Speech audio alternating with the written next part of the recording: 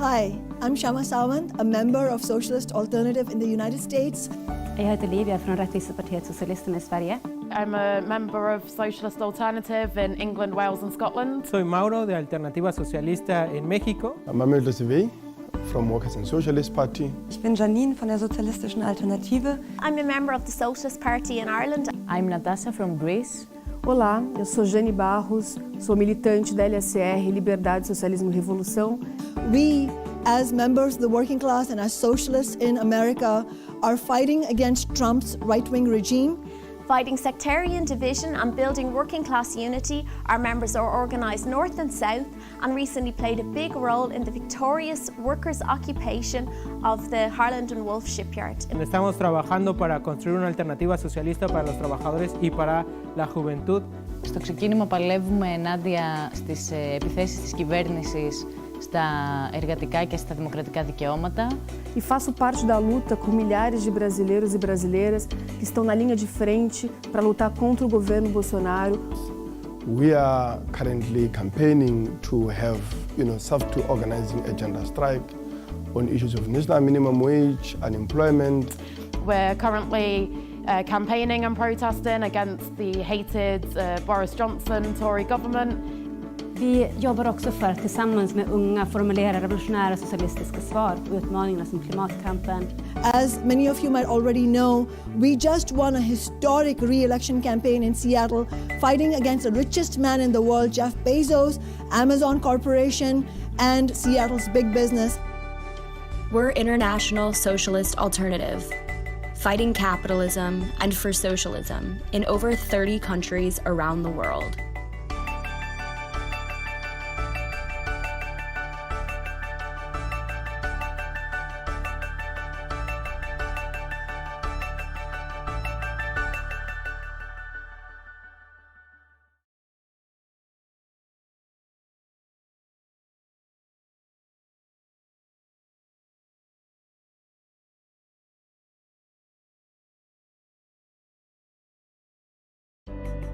Hi, I'm Shama Sawant, a member of Socialist Alternative.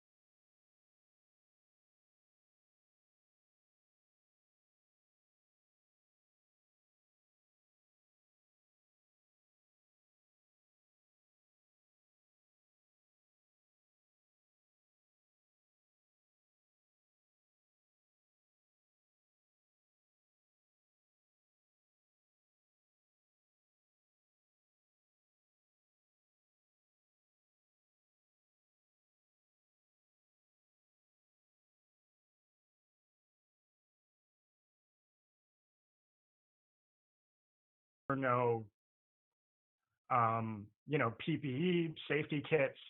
There was nothing on pay in terms of hazard pay. Basically, we were just out on our own in these grocery stores all over the country. And Instacart is doing less than nothing for their workers. So what this flowed out of was a bit of organizing that's been going on with the independent contractors called full service shoppers. And they've been organizing on Facebook for years. They've got an organized core of about 15,000 workers on a closed Facebook group. And that organization, when you sort of combine that with the coronavirus, with the pandemic, it was just gasoline on a fire. And in the tens of thousands, people are not shopping. People have deactivated their app and they're not using it. It's uneven in different parts of the country, places like Wisconsin, Arizona, Florida, California. It seems to be really strong. The way that we know that is that we have screenshots from the Facebook group in the app where just like as many as 50 orders in certain regions are available for pickup and no one is taking them. There are reports from grocery stores that are saying things like, what is going on at Instacart? We have a stack of deli orders that we've pre-prepared that we're going to have to throw out because no one is coming in to pick them up. That means the strike is happening, and the strike is strong in many parts of the country. And like I said, this is day 6. For my part in this, the employees, the in-store shoppers, really weren't supposed to go on strike. They weren't really included with the full service shoppers. But because conditions are so brutal, and there is no talk of any relief coming from Instacart, in places like Florida, here in Chicago, Boston, these shoppers are going on strike with the full service shoppers. And out of that, we are trying to coordinate with the union, UFCW, to launch a national union drive of the employees that are Instacart workers. And that's been my focus the last week. I've connected with workers from Florida, different parts of Florida, from Texas, from Seattle, from California, from Boston. And it's just this momentum of the strike has been so remarkable that now these organizing opportunities are wide open. Because working class people are absolutely fed up, especially the essential frontline workers are coming together and fighting back. And this is the last thing I'll say. We've already won our first concession. Instacart is offering safety kits that include a mask, that include gloves, that include hand sanitizer. And that is clearly because of the pressure of the strike, which is outstanding.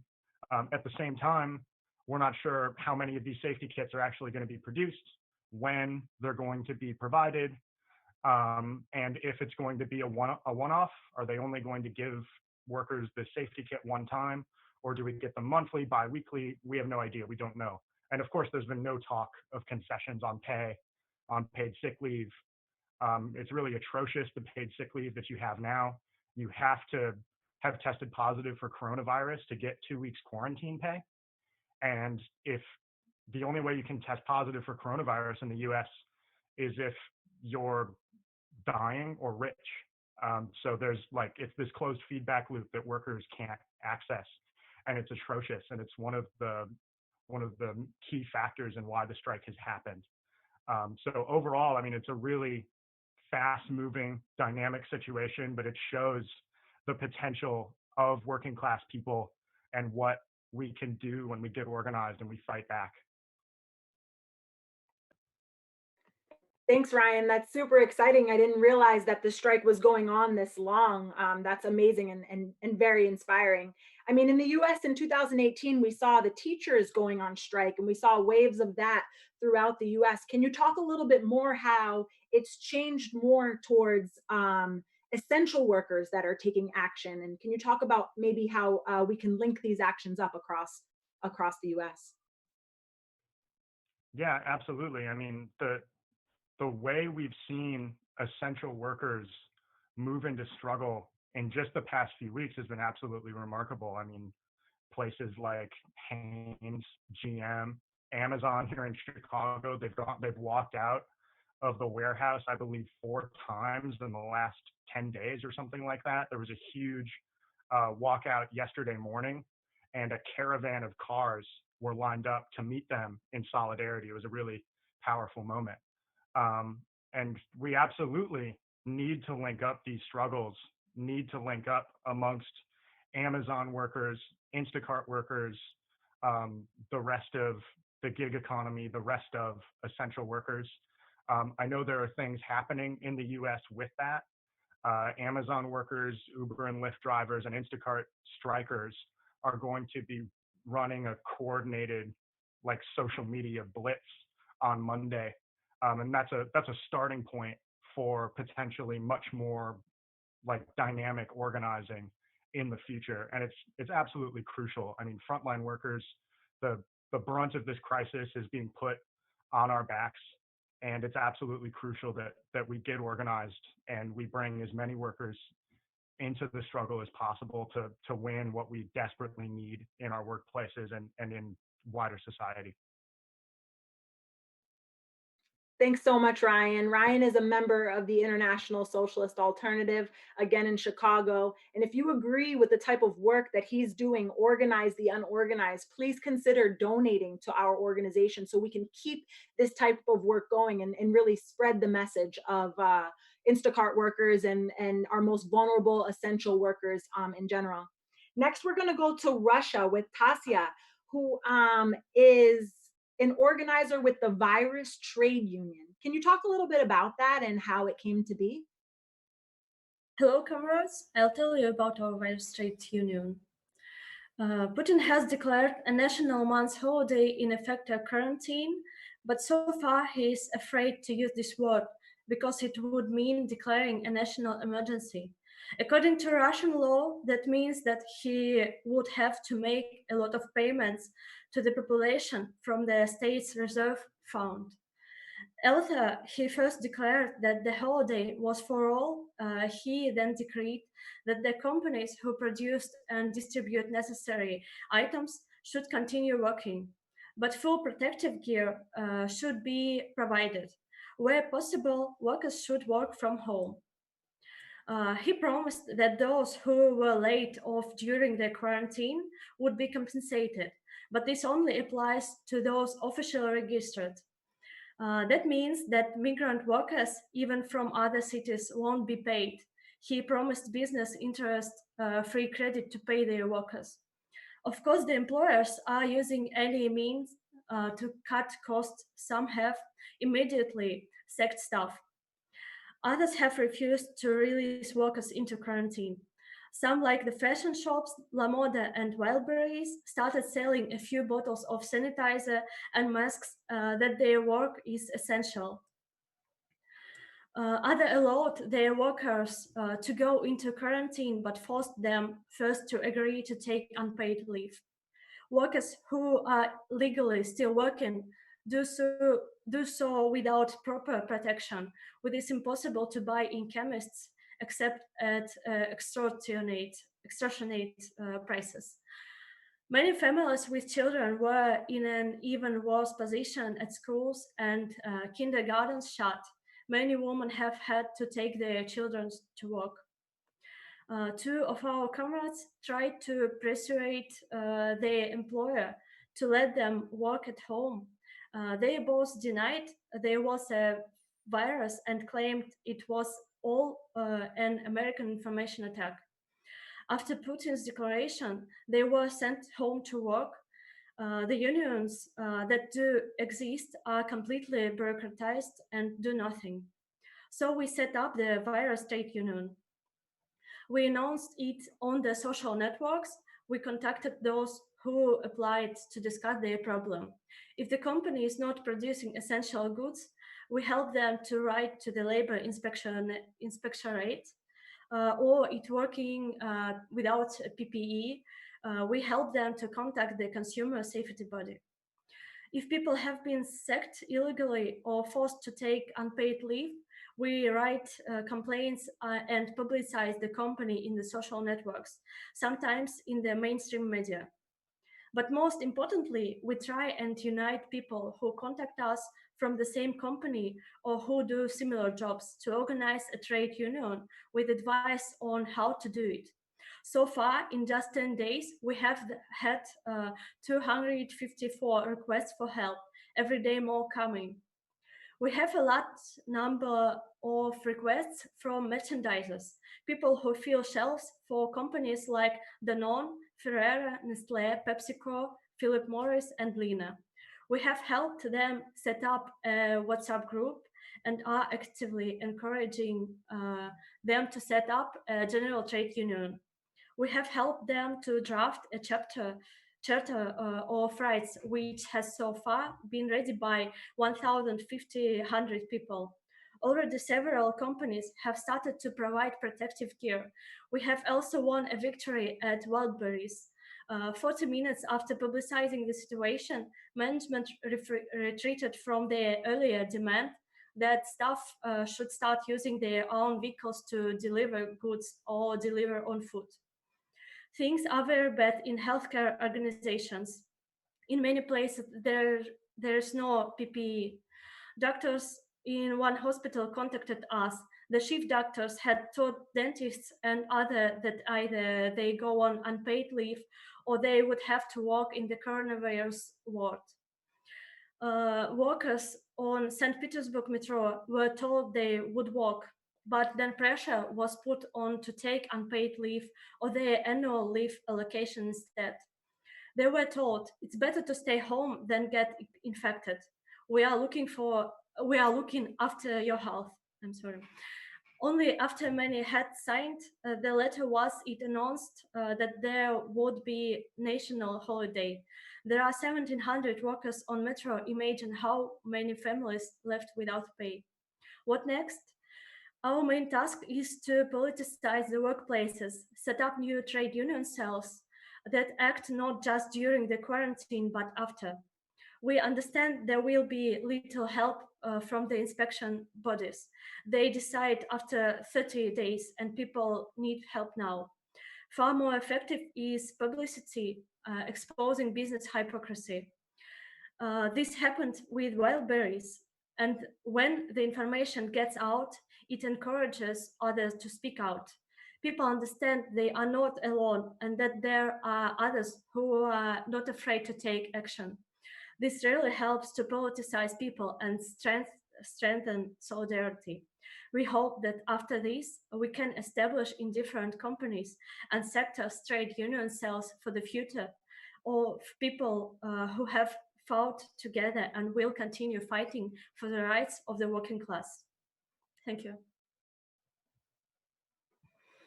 Thank you so much. That is so inspiring, being able to connect all of these workers who are not organized with other people that are experiencing the same types of, oppressive work conditions that they're experiencing. That's so powerful. Maybe just for a brief moment, can you talk a little bit about the repressive measures that the Putin regime is implementing? Yes, of course. Not long before the quarantine, they passed a new law to make the spreading of fake news a criminal offense. And when the virus appeared, they set up a special body to control fake news about the coronavirus. Now, if a court thinks that news is fake, you can be fined up to 8,500 euros or 3 years in prison, or even 5 years if it is about the coronavirus. Fake, of course, is anything that differs from the position of the Ministry of Health or other authorities. The first person to suffer under this is head of a new medical workers union who warned that the test being used probably underestimated cases in Russia. Now they have passed laws against violating quarantine. They used this against a group of activists from this union, arresting them as they were traveling to the Novgorod region to deliver personal protection equipment to local medical personnel. Their leader was physically attacked during their arrest and they were all fined. Now they use the excuse of the need to trace people who are ill and giving our grants to develop special apps and install many video cameras for face recognition systems to track people's movement. These have already been used against political protests. International Socialist Alternative is against the use of such crisis, any emergency situation by the state as an excuse to tighten the screws. Measures such as a quarantine are now needed in this crisis because they failed to react quickly with mass testing and because the health system has been destroyed by austerity and privatization, but tough measures are needed. Then the workers themselves should decide what safety measures are needed to protect their health, in what situations they should be used, and for how long they should last. Thank you so much. If this type of work is something that you're interested in or you're organizing in your country, if you want to get involved, please check out our International Socialist Alternative website and join with us so you can unite as well with all of these other movements and workers across the country and across the world. Next, we're going to go to London with Danny. Danny, can you talk about some of the successful strikes that we're having over in Britain? My man, can you come off mute, please?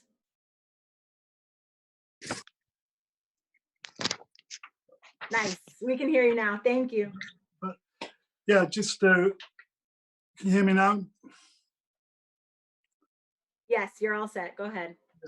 Yeah, I think first we have to send condolences to 5 of my fellow Unite members who work in the bus industry. So 3 drivers and 2 of the controllers passed away over this weekend. And this highlights why we need to fight for health and safety, and why we need to fight for the rights of workers. Because it will be the low-paid workers, what have now been highlighted as critical workers. I represent 2,200 workers who work in local government, and that's over 2 districts, Bexley, which is a Conservative Tory council, and Greenwich, which is a Labour council. We got involved when 150 refuse workers, sanitation workers came into our branch working at the Bexley depot, and it was an outsourced privatised company, Serco, which you may have heard of, who were running that. At the start, about 4 months ago, we had about 50 members. There was terrible conditions there. The lowest pay was £8.90 an hour. That compares, if you do a similar job in Greenwich, of £13 an hour. A 42-hour week, as opposed to in Greenwich, which is an in-house service, which was a 35-hour week. In Greenwich, you would get sick pay, full sick pay for 6 months, half sick pay for the following 6 months, so 12 months of a very decent sick pay. In Bexley Serco, people would perhaps get it for 3 days. Then also some of them would only get the statutory sick pay of £94 a week. So we organised there, me and a few of the Unite organisers, and we got the membership up to something like 130. We balloted, and then we set strikes for the 18th and 19th of 20th March. The strikes became very competitive. The police were called. I was issued with what's called a Section 14, which is what if you saw all these Extinction Rebellion people, that's what they get arrested on. And when we pointed out some was on private land, they threatened to arrest us on the 1826 Vagrantry Act. But the workers had gained such confidence that we actually blockaded the only 3 SCAD wagons that were going out. We physically stopped them from going. We negotiated with the police, and it became clear that they were never going to arrest any of us. So they were the next strike was days were organised for the 25th, and that was obviously just before the lockdown. But what came clear there was that the company were only going to pay statutory sick pay for isolation. So then we used, because we're already on strike, we forced that through, and we won, which is a tremendous victory, where all workers will receive that isolation if they're on isolation of full pay. But also this had a ripple effect across Unite and other depots in Medway, Thurrock. They took unofficial action on the basis of health and safety regulations. So it was too safe, not safe enough to go. Bear in mind, these people are working 3 to a cab. The cab's 6 foot by 6 foot, or a metre by metre, collecting the waste and household waste. Imagine the danger they're in. But it was clear victory. But also, what we have noticed is a lot of the strikes or walkouts are all unofficial. In the Bexley Circa, we wrote to the management last week again saying that we will, if necessary, initiate strike action even during this crisis, because obviously the workers are going in and they're doing an even more dangerous job. We've asked for a hazard payment of £750 straight away, harmonisation of all the wage scales, and increases as soon as possible. So again, but the workers are prepared to go out on strike again. The wider strikes will be unofficial because, in a way, most strikes, because of the trade union bill and the reluctance of the Electoral Reform Society to do postal ballots, in effect, there has been a ban on strikes. But I believe there'll be more and more unofficial strikes.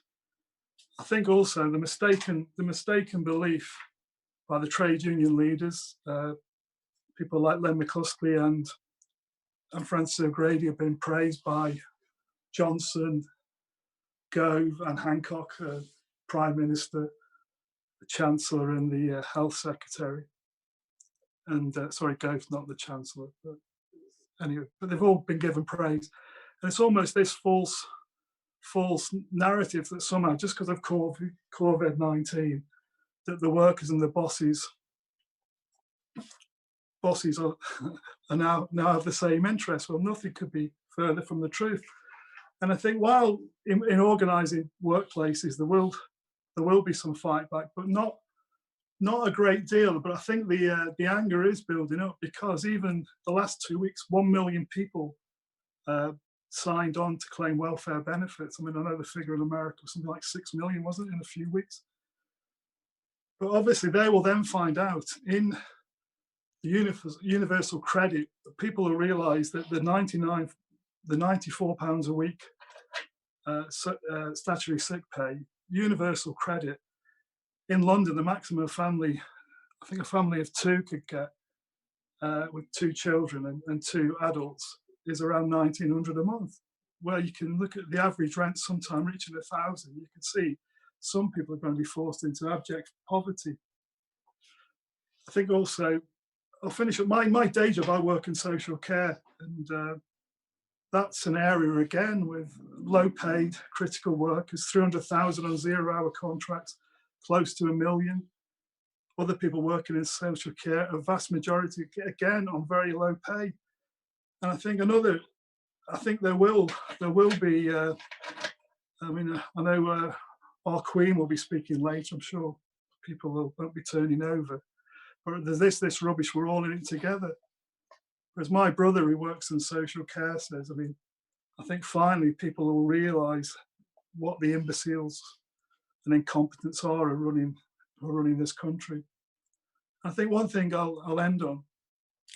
There's also a reluctance in the trade union movement to actually fight for higher pay. An example in my region, in Hackney, the parking wardens there work for a private company called APCO, won a 50% pay rise. Now, the union Unite has almost kept this a secret, but I think we're getting more and more queries for people who are being forced into work, and that will be the next step. Many millions of workers are at home now, and a lot of employers will be calling them back, especially those who work for local government. There's a lot of people who will be called back. The more and more people go off ill with COVID-19, more and more people will be asked to do critical roles. More and more people will asked to go into social care. And some workers who don't work in parks and gardens and other such will be asked to collect waste. And you've got a lot of workers who'll obviously see the sad news of people dying, of bus drivers, etc., and critical workers in social care as the death toll mounts up. And there will be, I believe there will be more and more unofficial disputes, and also more and more workers individually choosing not to go in. I'll end on that. Thank you very much, comrades. Thanks so much. Before you go, I just want to ask you one question. Like you talked about how there are a lot of workers at home, but there also are a lot of workers who are taking action. What can these victories, even though they're small, what can these victories do to help strengthen our labor movement after COVID, and to build a stronger labor movement going forward? I think it will certainly inspire. It'll inspire workers, and you'll see more and more examples of unofficial action. I don't know if I remember the CWU, the postal workers. More and more, there'll be more and more unofficial access as this crisis develops, and the workers reflect. If they didn't believe that the workers could run the country better, and the workers could run the factories and the workplaces better, and the workers could do a better job than the bosses. If anyone who didn't believe that or didn't have any doubt, they only have to see the tragic incompetence that the ruling classes, you know, from whether it's their herd mentality, the lack of PPE, the lack of decent pay, you know, the lack of decent training, the lack of so many things. I think it will convince workers, and I think even anecdotally now, despite the crisis, unions, more people are joining unions. A little example: 6,000 joined the teachers' union, the NUE, and importantly, as my colleague, comrade James Kerr said, 300 of those have become shop stewards themselves.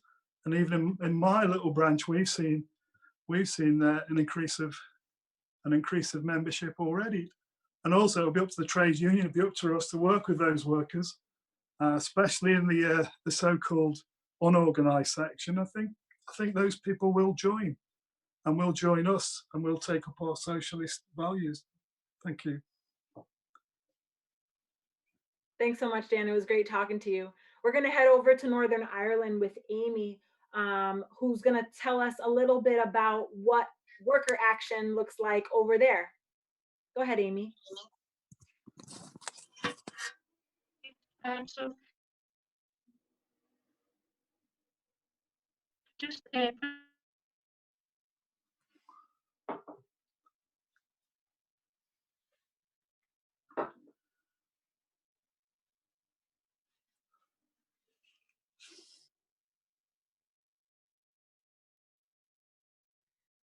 Amy, I think you have a bad connection. Can you hear me?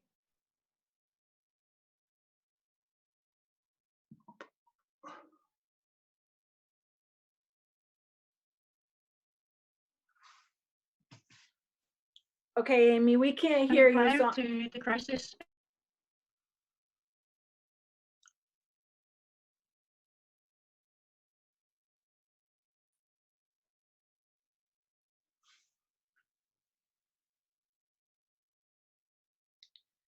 Sorry, Amy, we can't hear you, so I'm just going to move on. I want to take this time real quick, though, to remind people to subscribe to our YouTube channel, like our Facebook pages, so you can stay connected to the work that we're doing.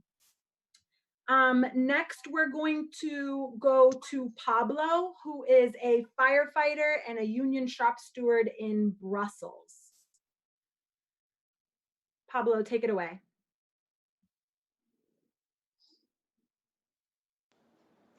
Hi, comrades. I'm Pablo Nains, activist in the Belgian section of the International Socialist Alternative. I've been a firefighter and paramedic for 7 years and shop steward at the Brussels Fire Department since 2 years. As in many other countries, our government did not foresee the crisis and minimize it once it arrived, to turn around by imposing a lockdown, but leaving non-essential companies on the sidelines. Of course, of the years of austerity made the situation worse, and we even learned that our Minister of Health did not renew the strategic stockpile of masks before the crisis in order to limit spending. Also, unfortunately, the managers of my fire service has had the same attitude as the government, a lack of foresight followed by underestimation and then a paralysis when the crisis began. No measures were taken in terms of protection or compartmentalization between services. We were running straight toward disaster. A week before the first crisis meeting, which took place after the first measures of the government, I sent a letter in the name of my union to our our management to denounce the paralysis and lack of preparation and to propose the outline of an an emergency plan, and we received no response. From them, my colleagues began to organize themselves at the base. We began to rearrange our barracks as best as we could. Several initiatives emerged, and little by little, a group was formed, particularly around the firefighters' nurses, and several shop stewards, including myself, joined this group, which was named Task Force COVID. Within a week, we were able to put the service in order of battle. We created new procedures, found sufficient protective equipment outside, and reorganized some services. The management finally recognized our activity, and we became like the crisis center for the last 3 weeks. As in present time, the Brussels Fire Department is self-sufficient, and we are no longer dependent on materials from state. The management is, of course, taking over. Now the crisis is relatively unleashed, but we keep control over decision and stock equipments from the task force. Also, at the union level, we have also imposed that the management continues the social consultation meetings and that it recognizes all firefighters sick from the COVID-19 as victims of professional disease, and therefore that they continue to receive all their salaries and bonuses. For now, a great deal of anger and frustration has developed among the firefighters, and on the one hand, about our incompetent top leaders, but above all, about the government and the year of austerity policies. The crisis has clearly demonstrated the importance of healthcare and public services to everyone. Now we are preparing for the post-lockdown as soon as we can organize firefighters' assemblies, and have already announced that we will participate in the planned demonstration by healthcare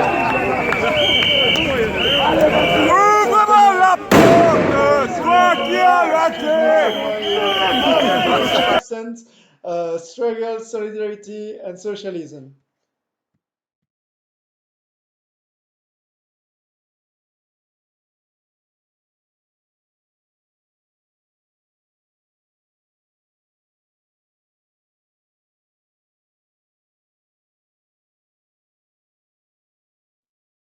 Thanks, Paulo. That was great. Next, we have Tino in South Africa, who is a member of the Jiwusa Union. Tino, can you tell us about the situation in South Africa right now? Thanks, Toya. In South Africa, I think what we have seen happening all over the world with the movement in terms of the epicenters of the virus moving from China to Europe and then to the US. I think what we can expect over here, because of the rate of infection has not yet peaked yet, that the virus, the coronavirus crisis is going to escalate. But what we have seen, in fact, all over the world, with the governments trying to address the crisis by imposing various restrictions to sectors of the economy and limiting the movement of people. We have also seen the government here take the same measures to try and arrest the rate of infection. But what we can see that with the measures that the government has taken is almost a consistency in terms of, on a global scale.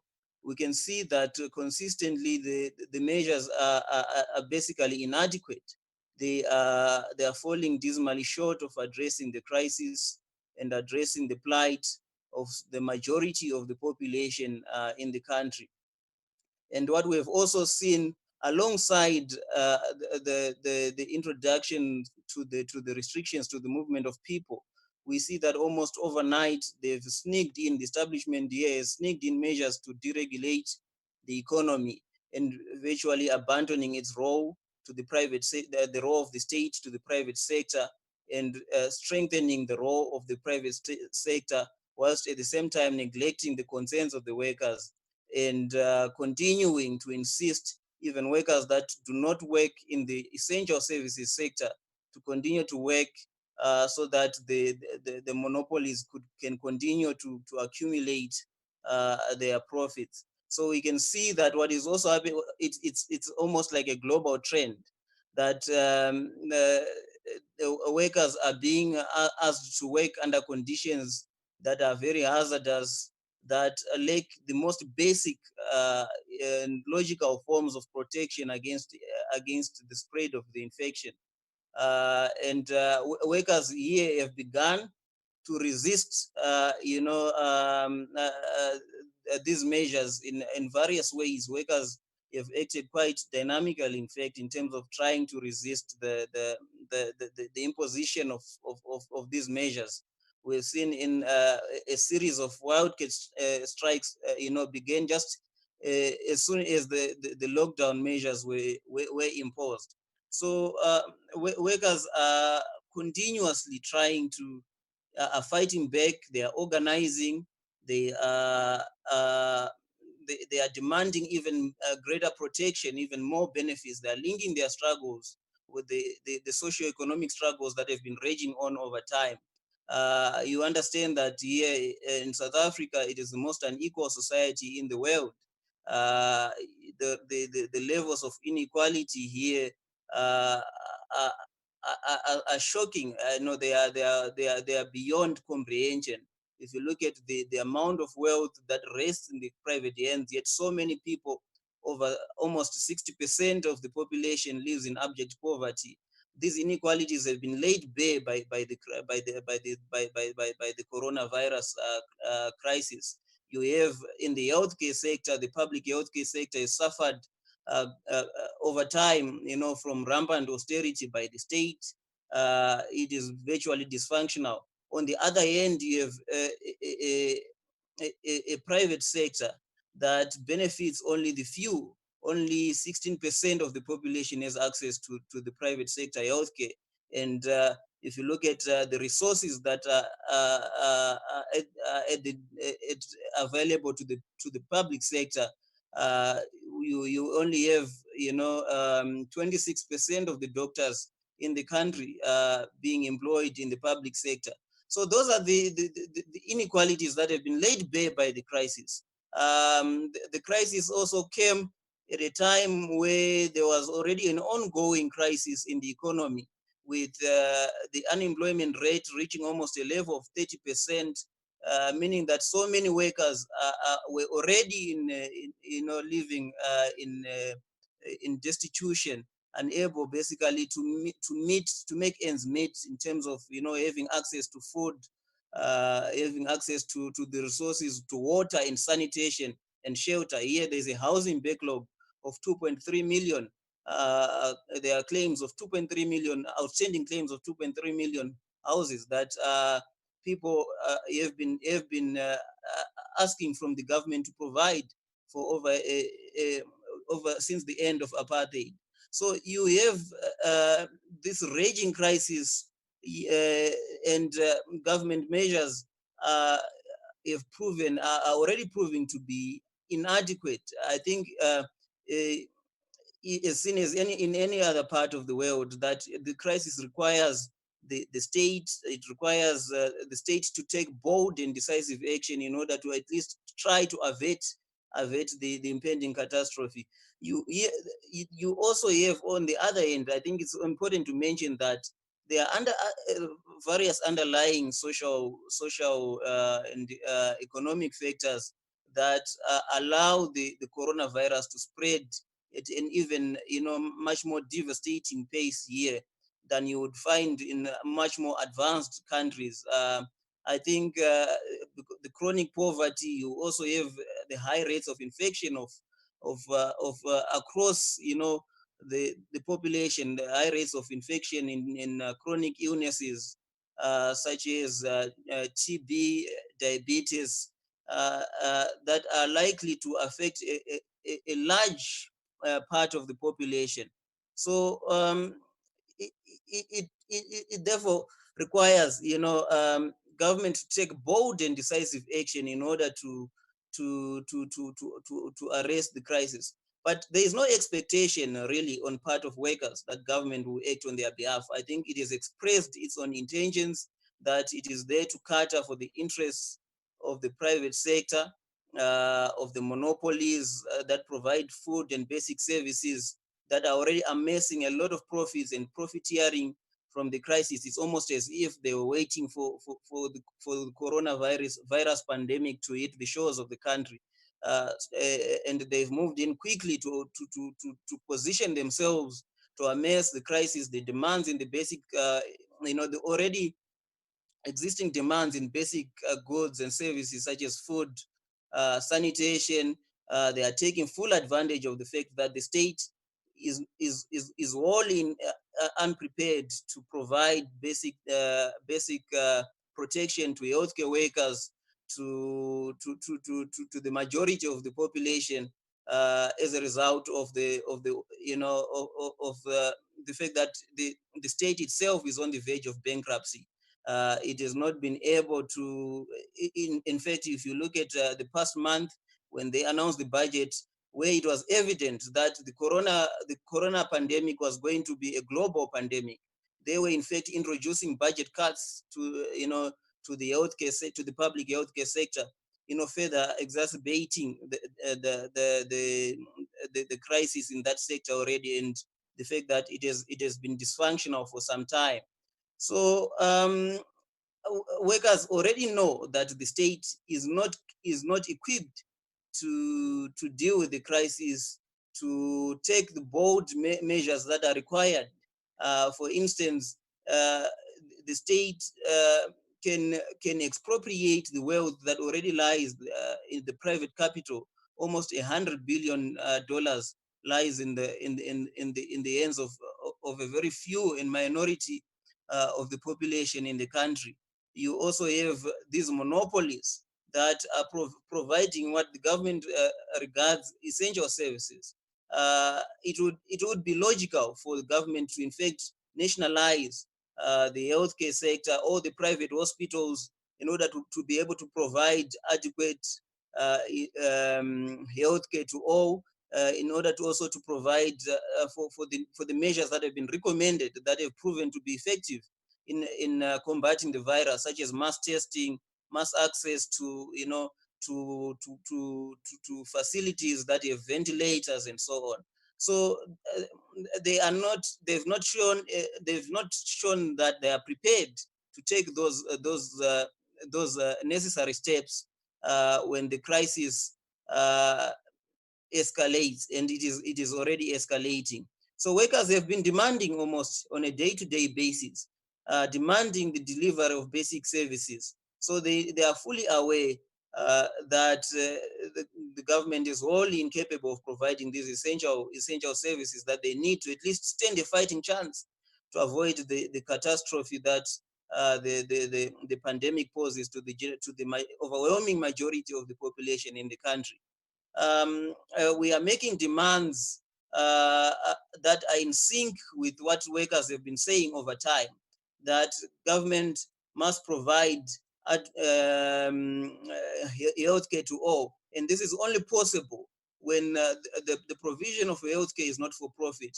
The provision of access to water, to housing, and the basic necessities to live a dignified life cannot be made under the premise of profit making, as the government is already doing. That is not possible. So workers are going to already accelerating the call for the state to provide what we expect to happen in the coming months and weeks, is that as the crisis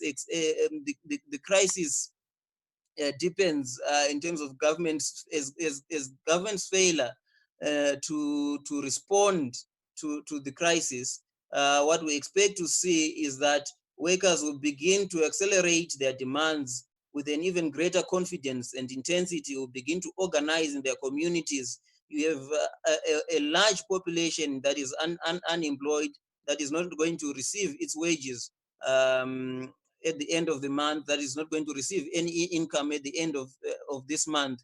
We expect those workers to begin to organize amongst themselves, to begin to respond to the crisis that is going to hit a working class and the poor communities the hardest. So that is the context in which the coronavirus pandemic is playing out in South African society. But we already see also across the continent that the chronic crisis of poverty and underdevelopment actually creates the conditions, it natures the conditions for the spread of the virus. It natures the that it is foreseeable that we are going to see the crisis even becoming much worse than it has already been in the historically developed countries, in Europe and in the US. I think I'll end there for now. Thank you so much, Tino. And I mean, it's obvious now, as you were explaining, the inequalities that have existed for a long time are just completely exacerbated by this crisis. And the fact that the capitalists, the ruling class, the bourgeoisie, the 1%, whatever we call them, they have the wealth to fix crises like this. They've had the wealth for a long time. And that's why workers need to form our own organizations so that we can fight back against these inequalities and fight for a more just society, a socialist society, one that has a planned economic system so we can deal with these types of crises. So I encourage you to donate to the International Socialist Alternative, an organization that is working tirelessly to unite workers globally, give resources where needed to help build and sustain movements to fight against capitalism. Our last speaker is in Austria. Her name is Sonia. Take it away, Sonia. Thanks, Tara. I must say I feel really honored to speak after all the reports I've just heard, because I think that the current crisis shows both. It shows the worst, but it also shows the best. I mean, it shows the rounded out inability of capitalism and of the ruling class, because the crisis touches actually all effects, all aspects of life. We have a crisis in the health and in the health sector, and I mean, then explained, I mean, how decades of cuts have actually killed his colleagues. We have a deep crisis in the world economy, which is triggered by COVID-19, but it is based in the fundamental contradictions of capitalism. And the crisis that is going to come is most likely to be compared with the one of the 1920s, with brutal working conditions and millions, actually millions of millions, being laid off and sent into unemployment. It's also a crisis for women, because a lot of more extra unpaid labor is put on the shoulders of women, and on top of this, an increase in domestic violence. It is a crisis of the capitalist institutions, especially the EU, and leads to increased nationalism by the ruling class. And it is, of course, a deep crisis of bourgeois democracy. And some might argue that more people die from a normal flu or other diseases, from military conflicts, drug abuse, or from starvations. And all these does not prove that COVID-19 is not dangerous. It just proves that capitalism fails on so many different fields. It just underlines the point that people do not die from a virus, but because of an economic system that exploits the planet at every occasion and at every cost. It is a system that puts profits over human lives. The current crisis comes on top of the climate crisis, a crisis that made clear to millions around the globe that this system is the source of the problem and not its solutions. And as we see the deepening crisis around COVID-19, and as the capitalists see the crisis of their whole system, the governments try to react, but all of them are too late and too little, as Tino explained.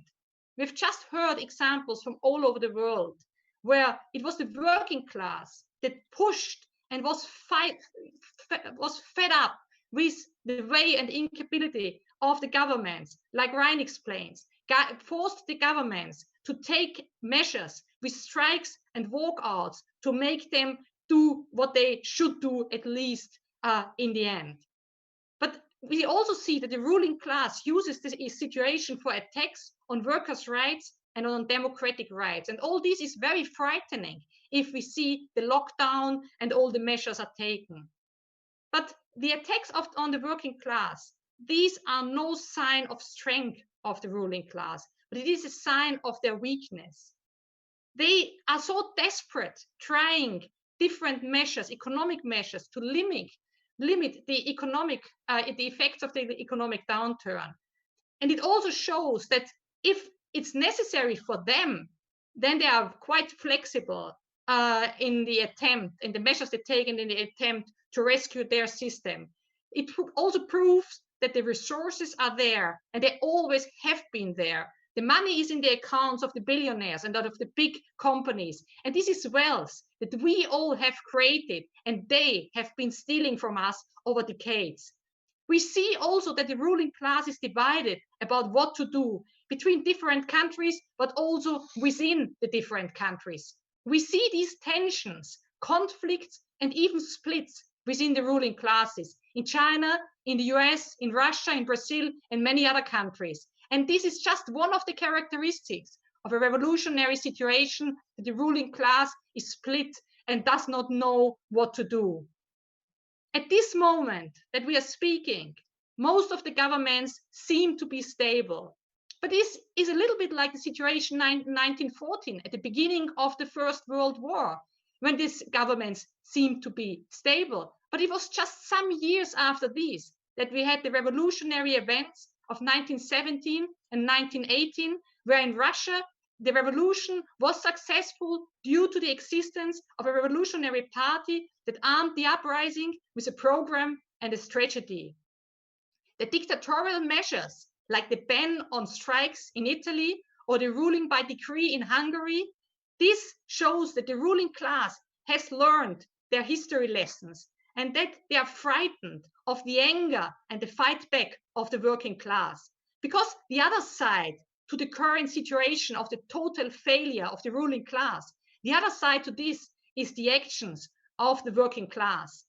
And we have heard a number of very impressive examples in the last hour about this activity. We hear numerous examples of solidarity and sacrifice of ordinary people all around the world. We learn about the collective actions of the working class to fight for and organize safety, which the ruling class is not prepared to organize and guarantee. And we all have heard in the past the argument that a socialist society would not work because people are too selfish for this. And what we see around the globe in solidarity, activity, and coming together of people, of feeling responsible, this just proves that a society based on solidarity and on the talents and the abilities of the working class is absolutely possible.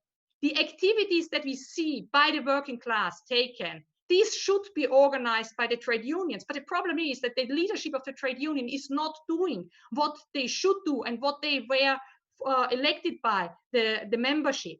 And this shows, as Tasha has explained, the importance to organize on the rank and file level within and around the trade unions to force the union leadership into action and into resistance.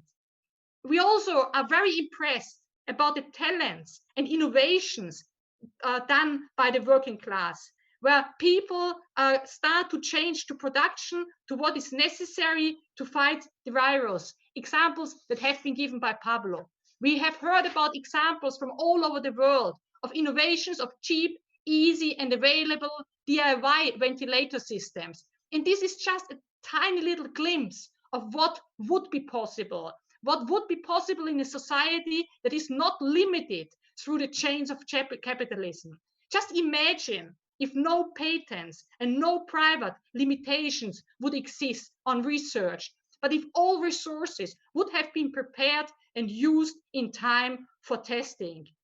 There are also various examples of companies changing production now, but they're only limited and they only do it where it is profitable for them. So imagine if production would be democratically planned and organized and could therefore on a mass scale be shifted to produce masks, disinfection, protection, and ventilators.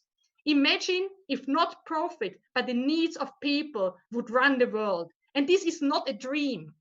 This is a necessity. It's a necessity for the future of humanity.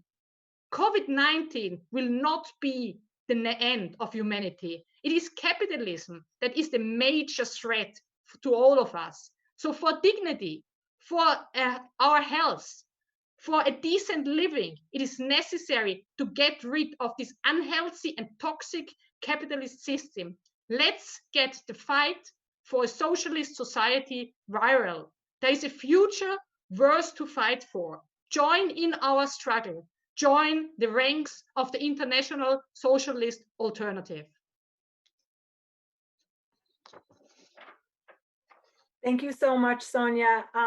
So please like, subscribe, comment on our video, follow us on Facebook, and like Sonia said, please join International Socialist Alternative so we can link up and fight against capitalism together. Thanks. Tune in next week. Bye.